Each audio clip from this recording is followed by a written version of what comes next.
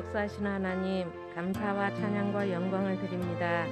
한 주간도 불신 세계에서 떼어놓고 분리하여 행복자 자리로 옮겨서 예배 자리에 오게 하심을 감사합니다. 많은 사람들이 하나님을 몰라 명절을 통해 우상 숭배하는 그곳에서 우리들을 구원하시고 그리스도를 고백하게 하심을 감사합니다.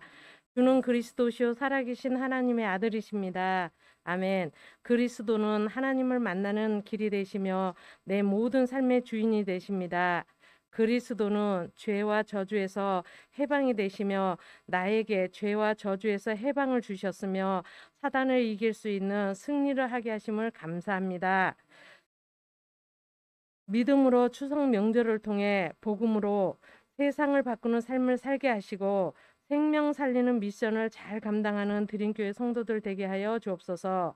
복음 안에 있는 것이 하나님의 은혜이므로 24 감사하게 하시고 영적 문제는 복음으로밖에는 해결할 수 없기에 언약적 한을 가지고 한 번 더 영적 관심과 집중에 도전하는 드림교회 성도들 삼아 주옵소서. 12가지 멸망받을 운명에서 완전히 해방하신 주님, 오직 그리스도, 오직 하나님의 나라, 오직 성령 충만함으로 환경을 이기게 하시고 드림, 누림, 나눔을 통해 보좌의 축복을 누리며 시 공간을 초월하여 237 5천 종족의 빛을 비추는 축복을 체험하는 드림교회 성도들 되게 하여 주옵소서. 말씀을 선포하시는 목사님께 최고의 성령 충만함과 오력으로 충만케 하시고 24 절대 제자들을 붙여 주옵소서. 예배를 통해 은혜가 넘치며 기도가 회복되고 전도가 회복되게 하시는 그리스도 되시는 예수님의 이름으로 기도합니다. 아멘. 은혜 받고 승리할, 은혜 받고 성취될 하나님의 말씀입니다. 갈라디아서 2장 11절로 20절인데 오늘 16절부터 20절까지 보도록 하겠습니다. 사람이 의롭게 되는 것은 율법의 행위로 말미암이 아니요 오직 예수 그리스도를 믿음으로 말미암은 줄 알므로 우리도 그리스도 예수를 믿나니 이는 우리가 율법의 행위로서가 아니고 그리스도를 믿음으로써 의롭다 함을 얻으려 함이라. 율법의 행위로서는 의롭다 함을 얻을 육체가 없느니라. 만일 우리가 그리스도 안에서 의롭게 되려 하다가 죄인으로 드러나면 그리스도께서 죄를 짓게 하는 자냐? 결코 그럴 수 없느니라. 만일 내가 헐었던 것을 다시 세우면 내가 나를 범법한 자로 만드는 것이라. 내가 율법으로 말미암아 율법에 대하여 죽었나니 이는 하나님에 대하여 살려 함이라. 내가 그리스도와 함께 십자가에 못 박혔나니 그런즉 이제는 내가 사는 것이 아니요 오직 내 안에 그리스도께서 사시는 것이라. 이제 내가 육체 가운데 사는 것은 나를 사랑하사 나를 위하여 자기 자신을 버리신 하나님의 아들을 믿는 믿음 안에서 사는 것이라. 아멘. 우리 다 함께 신앙을 고백하십니다. 주는 그리스도시요 살아계신 하나님의 아들이십니다. 아멘. 옆에 분을 축복합니다. 승리하셨습니다. 한 번 더 축복합니다. 해피 추석입니다.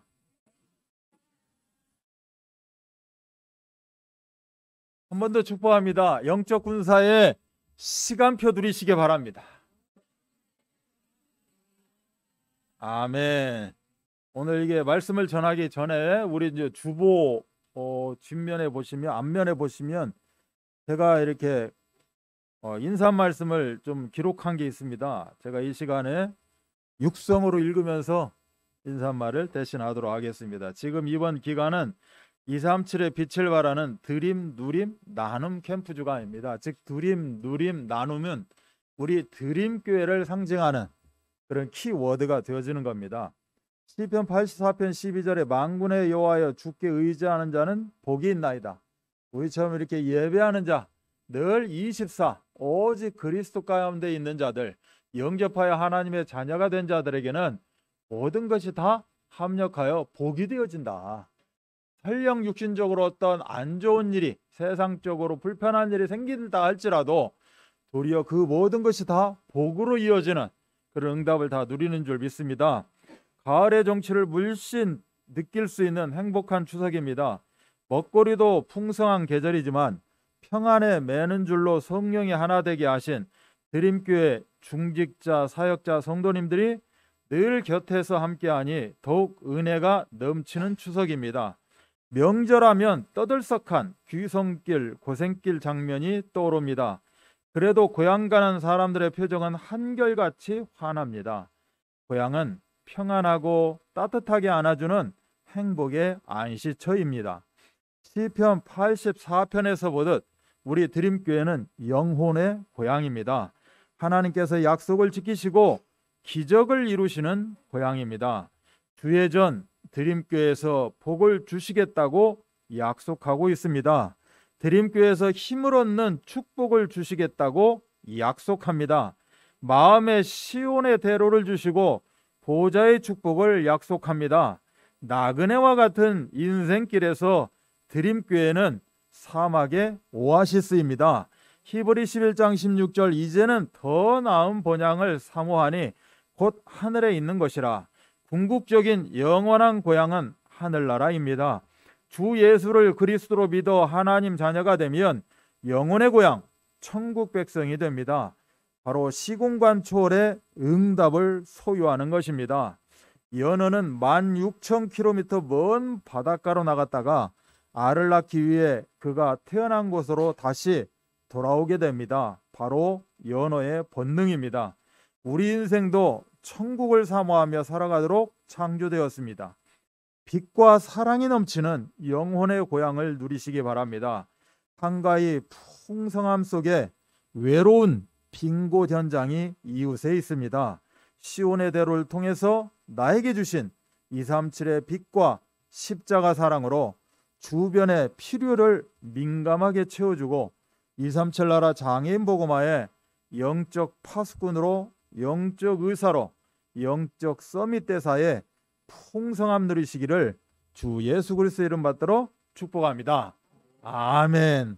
여러분들 다 같이 이 응답을 가지고 우리의 절대 여정 되시기를 주님의 이름으로 축복합니다. 오늘 말씀의 제목은 나는 복음 체질인가? 이 제목입니다. 우리 각자는 우리 자신들을 너무 잘 알죠. 내가 늘 말씀이 선포되어질 때 그렇구나. 나는 복음 체질이 맞구나. 나는 완전하구나. 난 이런 것들이 참 부족하구나. 아니면 이런 것들을 우리는 다 판단하게 되어 있습니다. 말씀을 들을 수 있는 귀, 말씀을 받을 수 있는 이 마음의 문이 열려 있다는 것이 굉장히 축복이겠죠. 그러면 우리가 받아들이게 됩니다. 듣게 됩니다. 또 때로는 이해하고 깨달아지기도 합니다. 깨달아지고 이해하고 마음에 받아들였을 때 우리는 그 말씀이 심령 골수 가운데 뿌리를 내려야 되고 실질적으로 우리의 삶 가운데 체질로 나타나야 됩니다. 그러기 위해서 우리가 무엇을 해야 됩니까? 갱신을 해야 되는 것입니다. 그래서 이 갱신이 이루어지지 않으면 치유는 되어질 수가 없고 우리는 참된 복음의 일꾼으로 쓰임받을 수가 없다라는 겁니다. 그러면 아무리 세상에서 추석해도 우리의 마음은 추석이 아니라 풍요로움이 아니라 추위밖에 남는 것이 없는 겁니다. 그래서 우리가 영혼의 풍성함을 누려야 육신도 삶도 우리의 마음 세계도 우리 관계 속에서 늘 풍성함을 누릴 줄 믿습니다. 오늘 이 나는 복음 체질인가에 대해서 우리는 예배를 통해서 다 말씀을 받은 줄 믿습니다. 궁극적으로 나는 복음 체질인가? 그랬을 때 나에게 어떤 마음, 어떤 메시지, 어떤 주님의 마음이 전달되어져야 되느냐? 우리가 완벽하게 보장받은 하나님 자녀, 완벽하게 보장받은 택하신 족속, 우리는 선지자, 제사장, 왕의 사명을 감당하는 왕 같은 제사장, 우리는 보좌의 축복을 누립니다. 거룩한 나라, 하나님의 소유가 된 백성입니다. 너는 내가 지명하여 불렀다는 겁니다. 이 하나님 자녀의 축복을 온전히 누린다. 이 의미는 내가 말씀 붙잡고 참으로 승리한다. 은혜를 받았다는 의미는 나는 끝났구나. 완벽히 보장받는 존재구나. 나에게 어떤 상황이 온다 한들 그것은 나한테 해를 주는 것이 아니라 도리어 주께 함께 붙어 있는 자들은 복이 되는 것처럼 우리는 다 복으로 이어질 줄 믿습니다. 그래서 여러분의 모든 만남, 모든 현장이 오늘 마틴 루터가 이야기했던 그 십자가의 즐거운 교환되어지는 장소가 되기를 바랍니다. 내가 말씀을 전했더니 그 사람의 안에 있는 흑암이 꺾이고 그 사람이 말씀을 받아들이고 또 그래서 같이 찬양을 하고 하나님께 예배하러 오게 되는 그런 즐거운 교환, 그런 회복되는 장소가 우리의 모든 만남의 장소인 줄 믿습니다. 자, 그렇다면 오늘 우리가 좀 바라볼 게 무엇인가? 우리가 체질, 즉 모든 사람들이 가지고 있는 근본적인 체질이 무엇인가? 우리가 나는 복음 체질인가에 대한 그 말씀을 보기 전에 사람들이 가지고 있는 근본 체질은 무엇인가? 이거에 대한 말씀은 창세기 3장, 우리가 1절로 6절 말씀을 보게 되겠죠. 그래서 창세기 3장 문제 가운데 살아가고 있는 그들은 어떠한 체질을 가지고 있는가? 나의 근본적인 체질도 이런 거였었는데 이제는 십자가 그 즐거운 교환을 통하여서 회복되어지고 복음 체질로 바뀌었다는 겁니다. 그런데 무엇이 아쉬워서 또 옛틀로, 무엇이 그렇게 힘들어서 또 율법 체질로 돌아가기도 한다. 그렇기 때문에 우리는 계속해서 갱신이 있어야 될 줄 믿습니다. 그러면 많은 사람들이 가지고 있는 근본 체질이 무엇입니까? 첫 번째는 불신앙적인 체질입니다. 이름하여 불신앙 체질이라는 거죠. 불신앙 체질이 무엇이냐? 쉽게 이야기하면 하나님을 믿지 않는 체질이라는 겁니다. 하나님을 아버지로 인정하지 않는 그 체질을 이야기하죠. 그러면 그걸로 끝나느냐? 그렇지가 않습니다. 하나님을 믿지 않는다는 것은 하나님을 믿지 않는 대신 무엇인가를 또 붙잡아야 된다는 겁니다. 그래서 결론은 우상을 섬기게 되어 있다. 그래서 지금 이 추석지간은 대부분의 가정에서 우상을 섬기는 그런 형태로 나타나게 됩니다. 우리는 뭐 제사도 안 지내는데요. 나름대로 가지고 있는 그런 우상들이 있다라는 겁니다. 하나님이 없다. 그러면 어떠한 우상인가는 존재한다. 그래서 우상을 섬기고 하나님을 거부하는 그런 불신앙적인 체질, 불신앙 체질이 근본적인 체질로 존재한다는 겁니다. 두 번째는 죄의 체질이 됩니다. 죄의 체질이 뭡니까? 좋은 것만 보고 좋은 것만 먹고 뭐 좋은 소리만 듣고 우리가 이렇게 여자분들이 이렇게 임신을 하게 되면 그저 그냥 아이한테 좋은 거 공기도 좋은 거 심지어 내가 뭐 약 먹던 것도 끊어버리고 뭐 또 하고 아이한테 어떤 그 나쁜 것이 전달되지 않도록 하기 위해서 많은 심혈을 기울이게 되죠. 죄의 체질은 그 반대입니다. 좋은 것보다 이상하게 나쁜 것을 빨리 배웁니다. 그래서 우리 아이들이 그 부모의 따뜻함 속에서 자라고 있지만 제일 먼저 입에서 나오는 말 배우는 것은 아빠 엄마 이전에 욕을 배운다고 합니다. 그래서 나쁜 것을 먼저 배우고 또 그것을 실천하고 실현시켜 나가는 것. 왜 그렇습니까? 근본적인 체질이 문제가 있다. 근본적인 체질이 어떤 것이 문제가 있습니까? 죄의 체질이라는 겁니다. 세 번째는 사단에게 속는 체질입니다. 우리가 이 세상을 살아갈 때 어르신들이 이야기하는 말이 있습니다. 야 이놈아, 정신 차리고 살아야 된다. 우리는 정신 차리고 삽니다. 정신을 놓고 사는 사람이 없습니까? 정신 크게 붙잡고 정신 차리고 살아가지만 그러나 어떻게 합니까? 속는 데는 장사가 없습니다. 내가 속으려고 해서 속나요? 진짜였다니까. 너무 옳은 말을 하고 있는데 내가 어떻게, 나는 바르게 행동했다니까. 근데 궁극적으로는 속았다라는 겁니다. 어떻게 저 말에 속지? 속습니다. 그래서 천태만상이라고 하고 지구는 둥굽니다. 저거 나는 절대 안 속는데 다른 사람은 속습니다. 다른 사람이 이야기합니다. 이걸 어떻게 넘어져? 아닙니다. 다른 사람은 넘어집니다. 그래서 둥글둥글하게 어떻게 보면 살아가는 게 세상인데 정신 차리고 살지만 속지 아니라고 하지만 우리 힘으로 안 된다는 겁니다. 그래서 궁극적으로 근본적인 체질, 즉 불신앙적인 체질, 죄의 체질, 사단에게 속는 체질은 인간의 힘으로는 이길 수가 없고 해결할 수가 없다. 갱신할 수도 없고 치유할 수 없다라고 이야기하는 거죠. 왜 그렇습니까? 이 세 가지 체질, 근본적인 체질에 어떻게 보면 주인으로 등극되어 있는 자가 바로 사단이요, 마귀라는 존재라는 겁니다. 거짓의 아비라는 겁니다. 그래서 우리 인간의 힘으로는 도저히 이길 수가 없다. 그래서 근본적인 체질과 가지고 살아갈 수밖에 없다. 그래서 이 세 가지 체질은 우리를 어떻게 합니까? 끝까지 괴롭힙니다. 수없이 괴롭힙니다. 내가 괴롭힘을 당하고 있는지도 모르고 괴롭힘을 당하고 있고 실패하고 있습니다. 왜 그렇습니까? 우리는 물려받은 게 있기 때문에 그렇습니다. 우리는 아담의 체질로부터 물려받은 원죄로부터 시작된 이 체질, 참으로 어떻게 보면 너무너무 무서운 겁니다. 이 현실을 알게 되면, 이 진리를 우리가 깨닫게 되면, 이야, 이 체질로 내가 이렇게 살아왔구나. 그렇다면 내가 예수 그리스도의 십자가와 부활을 통하여서 이 체질에서 내가 벗어났던 것, 이것이 얼마나 행복이냐라고 우리는 깨달을 것입니다. 그러면 우리에게는 절대적으로 불신앙은 없겠죠. 그런데 또 이 사단이요 마귀라는 존재가 우리의 육신을 가지고, 그 육신의 생각, 마음을 가지고 또 괴롭힘을 겉에서부터 시작해서 안으로 파고들게 돼 있다는 겁니다. 그래서 결단코 사람의 힘으로는 이길 수 없다. 그래서 말씀이 필요하고, 그래서 죽게 붙어있는 이 시간이 너무 중요하게 되는 것입니다. 그럼 두 번째로 우리가 좀 볼 수 있는 것은 갱신입니다. 잘못된 체질에서 우리가 갱신해야 될 줄 믿습니다. 잘못된 체질이 치유되려면 가장 중요한 게 있습니다. 나에게 혹시 지금 내가 오늘 말씀 받으면서 내 노트에 기록이 되어 있는 잘못된 체질이 있다면 이 시간에 여러분의 정체성을 확인하면서 끊어내시기 바랍니다. 하나님이 이 잘못된 체질을 치유하고 갱신할 수 있도록 나에게 주신 게 있습니다.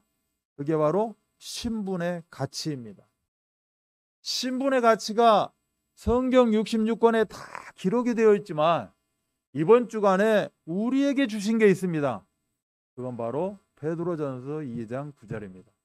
내가 널 완벽하게 보호하고 있고 끝까지 사단은 괴롭힐지 모르지만 나는 끝까지 너를 책임진다 라고 말씀하고 있는 신분의 가치를 내가 얼마나 아는 만큼, 오늘 목사님 말씀 주시면서 베드로전서 2장 9절 이야기 하시면서 딱 느끼는, 얼굴 보고 지금 막 대면하고 있는 건 아니지만 영상으로 느끼는 그 느낌은, 왜 이렇게 속고 있냐, 왜 이렇게 베드로전서 2장 9절이 완벽한데 왜 이게 완벽한 것을 누리지 못하느냐, 누리지 못하고 다 힘들어하고 왜 그렇고 살 수밖에 없느냐라고 이야기합니다.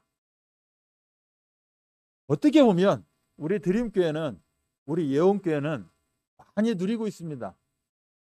특히 목사님 강단에서 우리 예원교회의 어떤 성도들의 신앙의 상태, 어떤 영적인 상태, 헌신의 상태를 잠깐 말씀하실 때가 있습니다.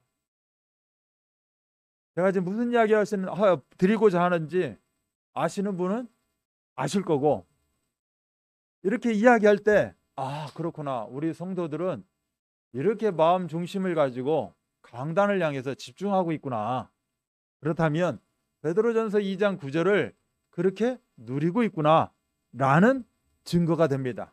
반증이 되는데, 그런데 오늘도 이렇게 말씀하시면서 그 외에 누리지 못하는, 또 누린다 하면서도 또 뭔가 부족하게 가지고 있는, 갱신하지 못하는, 또 말 못하고 끌려가는 이런 모습들을 보면서 말씀하시지 않았을까.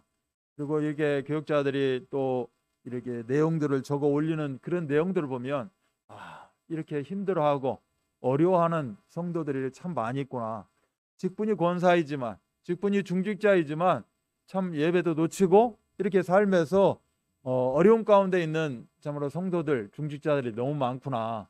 이런 것을 보시면서 베드로전서 2장 9절의 완벽한 복음, 이거를 말씀하시지 않았나라고 생각합니다. 그래서 우리는 하나님의 자녀, 하나님의 완벽한 보장 가운데 있는, 하나님이 책임지시는 그런 신분의 가치를 소유하고 있다는 사실에 대해서 절대 놓치시면 안 됩니다.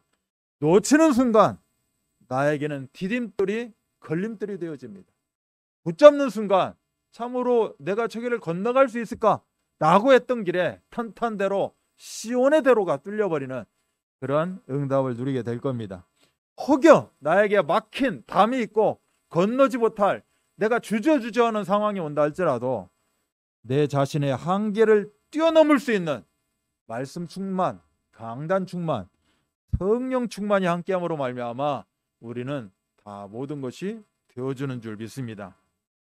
세상에서 노래 부를 때도 너라면 할 수 있어, 너는 할 수 있어 계속 늘 외치고 있습니다.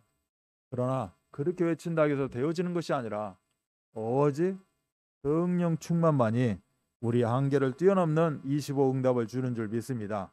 자, 그렇다면 이렇게 어떠한 갱신이 필요한가? 근본적 갱신이 필요하다는 겁니다.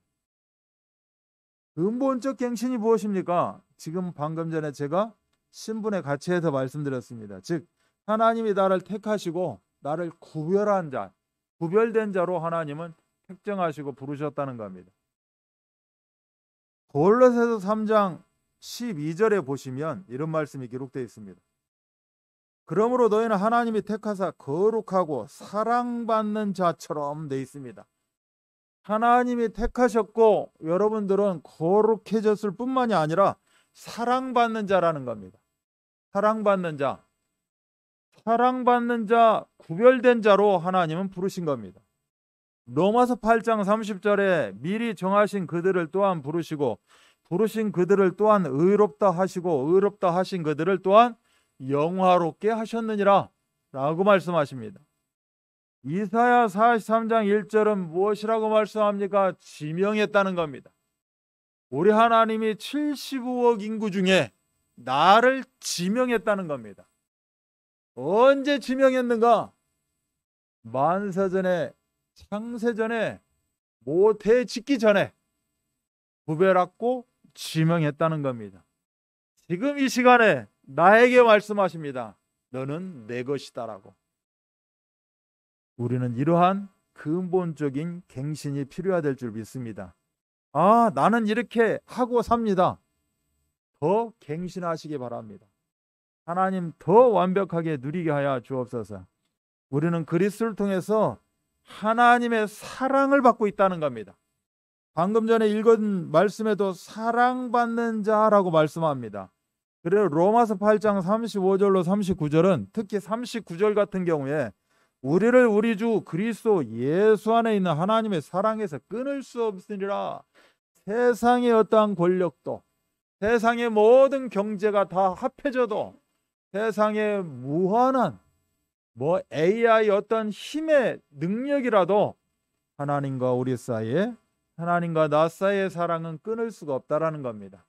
이러한 근본적인 갱신이 날마다 있기를 바랍니다.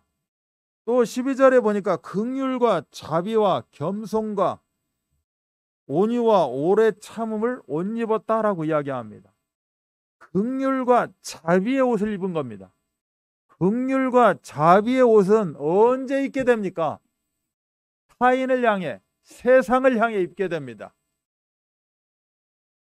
타인을 향해서 긍휼과 자비의 옷을 입는 그러한 근본적인 갱신이 되어야 됩니다. 내가 그 사람들을 긍휼로 안을 수도 있고 긍휼함을 베풀 수도 있고 자비도 베풀 수 있다라는 겁니다. 긍휼히 여기는 자는 복이 있나니 긍휼히 여김을 받을 것입니다. 내가 섬기고 있는 현장에 나에게 맡겨준 영혼에 긍휼과 자비를 베풀게 되면 그 응답이 나한테 돌아오게 되어 있다라고 말씀합니다. 이러한 근본적인 갱신이 있기를 바랍니다. 하나님을 향해서 뭐라고 합니까? 겸손과 온유의 옷을 입어라 라고 이야기합니다. 겸손과 온유의 옷을 입어라. 또 타인을 구원하기 위해서는 오래 참음을 옷 입어라 라고 이야기합니다.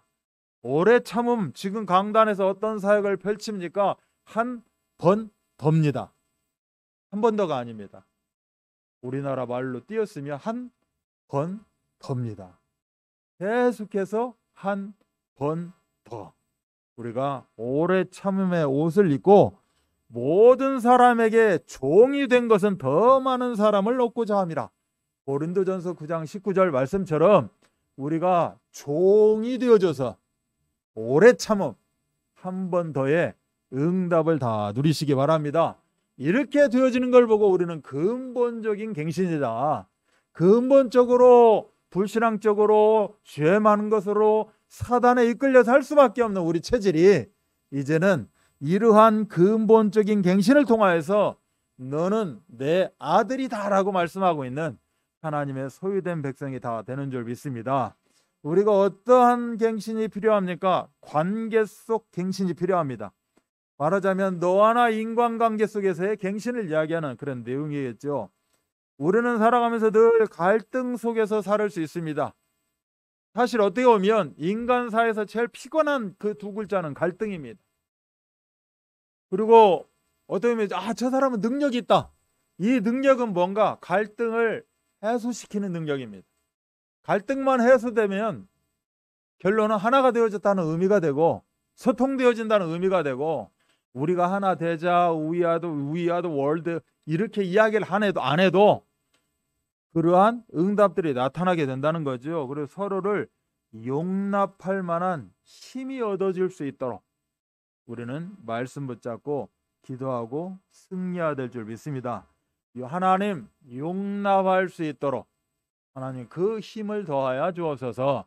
바로 관계 속 갱신이 이루어질 줄 믿습니다. 지금 되지 않고 있는 나름대로 알게 모르게 그 뭔가 좀 이렇게 남아있는 그러한 갈등들이 있다면 용납으로 우리가 전환시키기 바랍니다.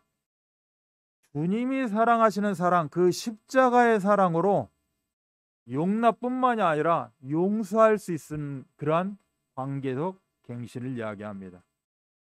에베소 4장 8절에 무엇보다도 뜨겁게 서로 사랑할지니 사랑은 허다한 죄를 덮느니라 라고 이야기합니다. 우리 하나님이 제일 원하시는 것, 몸소 실천 보여주신 것 바로 사랑이라는 두 글자입니다. 그 에로스 사랑이 아니라 정말로 절대적인 사랑, 그 사랑을 우리가 소유하면서 용서해가는 것. 우리가 영혼구원 이야기하는데 영혼구원이 뭡니까? 용서입니다. 하나님의 사랑을 펼쳐가는 것, 또 그 사람의 모든 부분을 내가 용납할 수 있는 것, 이게 영혼구원입니다. 이것이 관계 속 갱신이 되어지지 않으면, 이 체질이 남아있으면 내가 전도하고 영혼구원의 응답을 누리고 싶어도 우리는 나타날 열매를 맺을 수가 없다는 겁니다. 또 관계 속 갱신에서 그리스도의 사랑이 나타나도록 우리는 늘 갱신해야 될 줄 믿습니다. 또한 이 관계 속 갱신에서 분열과 이간, 나눔을 갖다주는, 분리시켜버리는 마귀와 흑암이 꺾이도록 우리는 늘 내 자신을 쳐서 복종하는 그러한 관계 속 갱신이 있어야 될 줄 믿습니다. 그래서 제가 인사말에도 기록했던 에베소 4장 3절 말씀, 평안에 매는 줄로 성령이 하나 되게 하신 것을 힘써 지켜라. 내가 그 사람하고 영적으로 분리되어 있던 이 상황을 이제는 성령의 평안에 매는 줄로 하나로 만들어가는, 소통시켜가는 것, 이걸 보고 영혼구원이라고 합니다. 이것은 어떻게 이루어집니까? 관계 속 갱신을 통해서 이루어지는 겁니다. 나에게 근본적인 갱신이 말씀을 통하여서 우리가 회복이 되어진다면 이제는 우리가 현장 가운데 관계 속 갱신을 가지고 복음 체질로 바꿔가는 그런 응답들을 다 누려야 될 줄 믿습니다. 이렇게 근본적인 갱신과 이제는 관계 속 갱신으로 무장이 되었다면 그 어떤 누구를 만나도 나는 전혀 관계가 없다, 자유하다, 해방이다, 갈라디아 그 주제처럼 우리가 내 마음에 붙잡힌 바 되었다면 이제는 사역 속 갱신이 필요하다. 이제는 하나님이 원하시는 전도자의 삶을 살아가는 사역 속 갱신이 다 이루어질 줄 믿습니다. 사역 속 갱신이 무엇입니까? 그리스도의 평강이 나의 마음, 우리의 마음을 주장하도록 만들어가는 겁니다. 그리스도의 평강이 나의 마음, 우리의 마음을 주장해 가도록 만드는 방법이 무엇입니까? 기도입니다. 그래서 기도 응답으로 나타나는 것이 그리스도의 평강입니다. 내가 어떤 그 영혼을 놓고 그렇게 기도했는데 흑암을 꺾었는데 어느 날 만나니 그 사람이나 나나 그리스도의 평강으로 하나가 되어 있다라는 겁니다. 소통되어지고 내 말씀이 전달이 되어지고 그 사람이 내 말씀을 받더라는 겁니다. 이러한 그리스도의 평강이 넘치시기를 바랍니다. 그래서 에베소 3장 17절에 보면 한마디로 각인, 뿌리, 체질에 대해서 나와 있습니다. 오직 그리스도, 오직 하나님 나라, 오직 성령 충만 되어지는 것을 보고 그리스도의 평강이라고 말하고 있는 겁니다. 또 오늘 골로새서 3장 15절도 그리스도의 평강이 너희 마음을 주장하게 하라. 너희는 평강을 위하여 한 몸으로 부르심을 받았느니 너희는 또한 감사하는 자가 되라 라고 말씀합니다. 그리스도의 평강이 우선적으로 우리가 누려지고 붙잡힌 바 되지 못하면 우리 입에서는 감사가 나올 수 없다라는 겁니다. 감사가 나와야 그 뒤에 따라오는 것이 행복이요, 그 뒤에 이어져 오는 것이 능력입니다. 이것이 24가 돼야 된다. 어제 말씀을 딱 받게 되는데 제 머리에 딱 꽂힌 그 단어가 이겁니다. 어제 3가지의 말씀을 받았는데 3가지 중에 지금 남아있는 게 다른 게 없습니다. 24, 감사, 행복, 능력입니다. 이게 말씀의 흐름으로, 이게 기도의 흐름으로, 이게 전도의 흐름으로 나타나고 이어지는 것입니다. 항상 우리는 우리의 고백 속에서, 우리의 생각, 사상 속에서, 현실 속에서, 우리의 섬김 속에서 감사가 나타나야 됩니다. 고백합니다. 하나님 아버지 감사합니다. 옆에 분 보고 고백합니다. 같은 성도인이 감사합니다. 근본적인 갱신, 관계 속에서 갱신이 되어지면 전도는 되어지고 응답은 누리게 되어 있다. 이걸 보고 사역 속 갱신이다 라고 이야기합니다. 화평케 하는 축복을 우리는 누려야 될 줄 믿습니다. 사역 가운데 어떻게 하면 내 한 몸 희생할지라도, 왜? 나는 이미 끝났기 때문에 나는 지금 이 자리에서 숨겨도 상관없고, 나는 지금 이 자리에서 어떤 억울한 일을 당해도 상관이 없다는 겁니다. 이미 끝났는데 이 억울함을 통해서 하나님이 또 어떤 계획을 가지고 어떤 도구로 나를 쓰시고자 사용하시자 하는구나 라고 우리는 받을 수 있다는 겁니다. 이게 되어지지 않으면, 갱신이 되어지지 않으면 또 속에 있는 것이 나올 수밖에 없습니다. 그럴 수 있느냐고. 제일 제가 많이 듣는 단어가 그럴 수 있습니까 목사님? 이런 말을 종종 듣습니다. 그러면 생각합니다. 저분이 아직 모자라구나. 본인은 굉장히 잘나서 이야기하지만 제가 보는 관점은 주여 어디 계십니까? 하고 고백을 하게 됩니다. 고린도후서 5장 18절에 화목하게 하는 직분을 주신 겁니다. 우리에게. 아멘. 화목하게 하는 직분.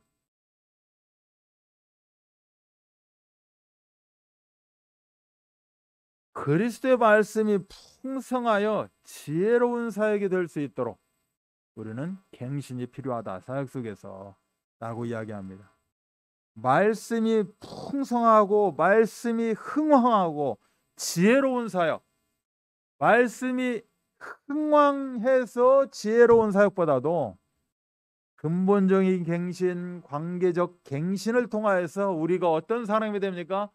지혜로운 사람이 되고 성령이 충만한 사람이 됩니다.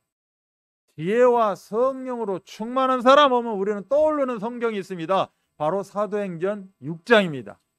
우리가 집사 7을 세울 때 지혜와 성령이 풍성한 충만한 사람을 세웠다라는 겁니다. 그랬더니 성령과 지혜가 충만하니 말씀이 흥황하고 제자의 수가 심히 많아지고 제사장의 무리도 복종하더라라고 말씀합니다. 이처럼 우리가 늘 갱신을 통하여서 하나님이 나를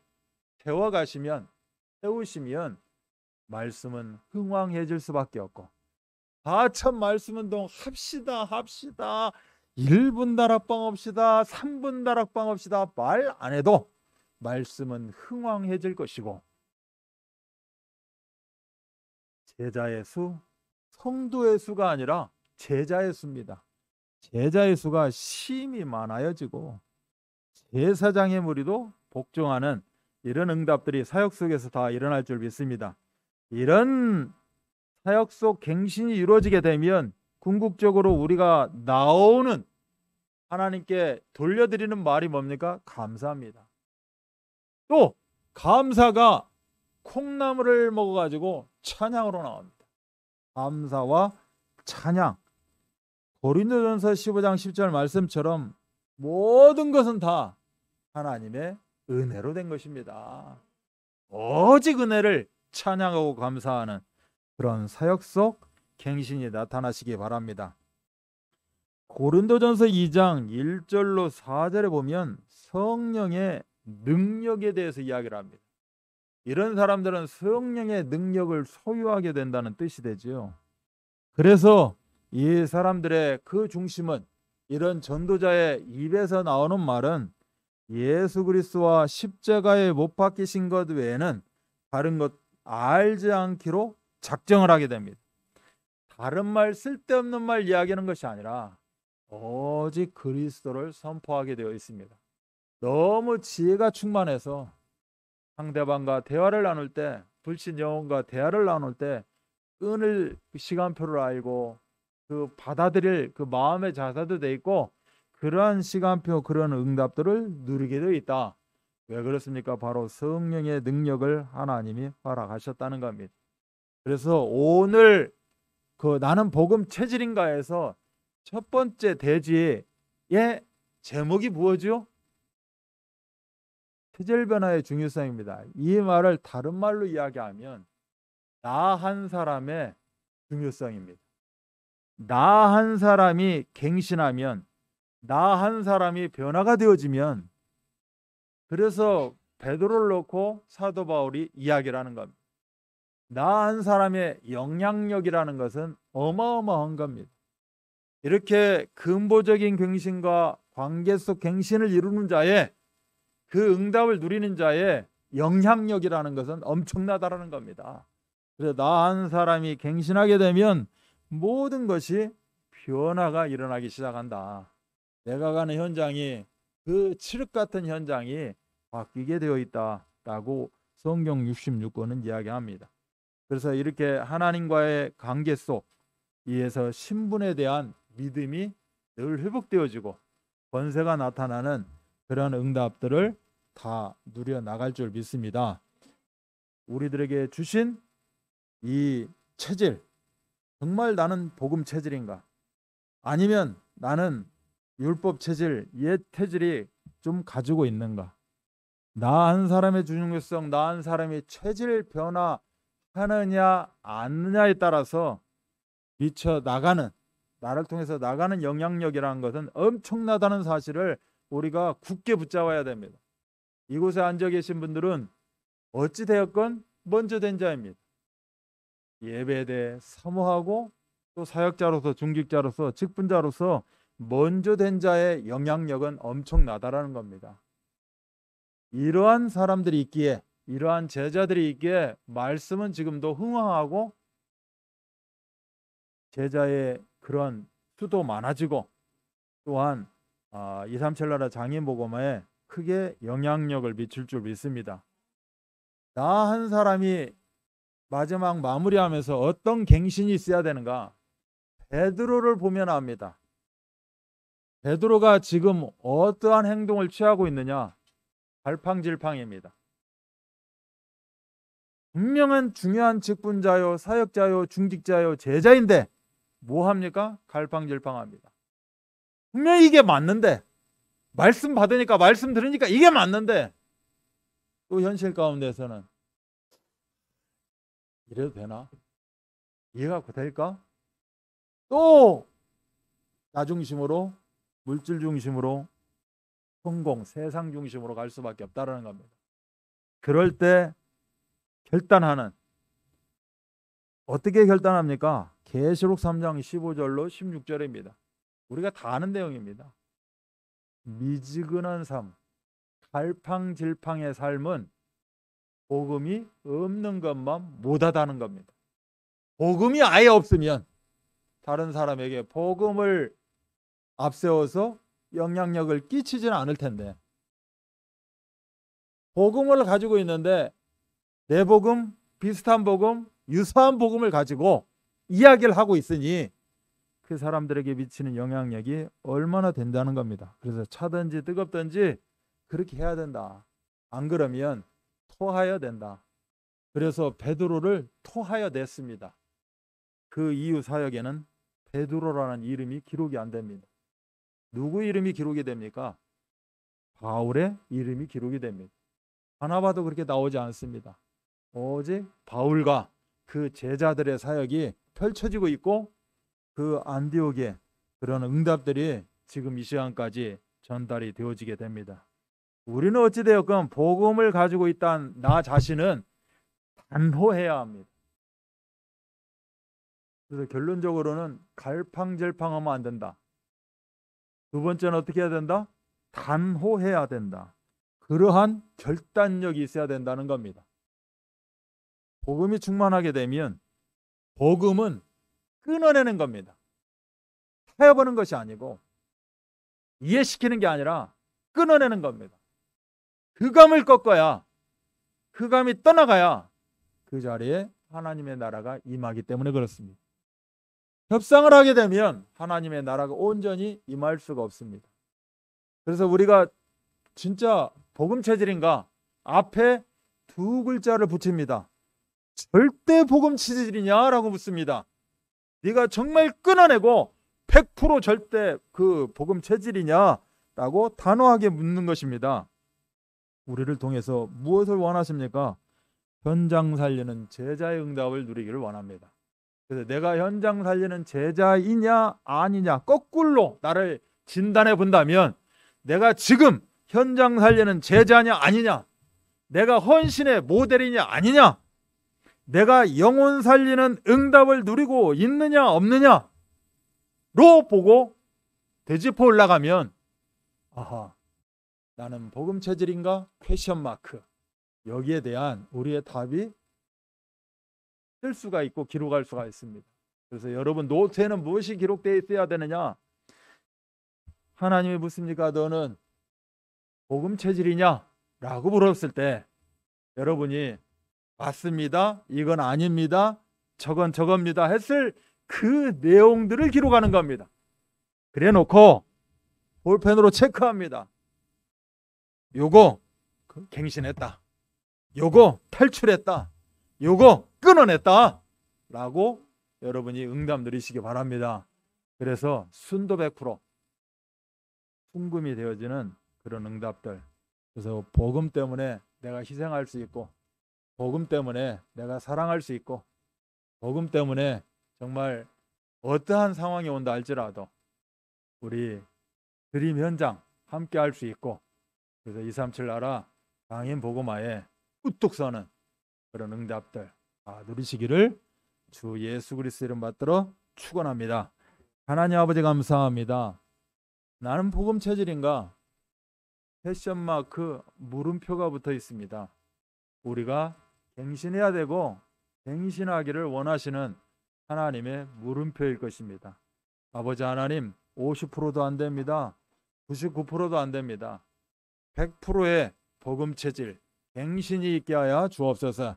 그래서 근본적인 갱신을 다시 할 수 있고 관계 속에서 갱신을 할 수 있고, 이로 말미암아 현장 가운데 사역 가운데 갱신이 이루어져서 되어질 수밖에 없는, 응답 받을 수밖에 없는, 누릴 수밖에 없는, 그래서 마음껏 나눌 수 있는 이 시대의 풍성한 그리스도의 제자 응답 누리도록 주께서 역사하여 주옵소서. 모든 문제를 해결하신 우리 구주 예수 그리스도의 은혜와 하나님의 사랑하심과 성령 역사하심이 이제는 풍성함을 넘어서 이제는 절대적인 복음 체질을 통하여서 하나님 나라 확장하는데 크게 쓰임받을 우리 귀한 드림교회 성도들, 중직자, 직분자, 사역자들 머리머리 위에 이들이 펼쳐나가는 237의 빛의 현장 가운데 또한 가문복음화, 지역복음화, 영혼구원의 풍성한 시간표 가운데 지금부터 영원토록 함께 계실지어다. 아멘.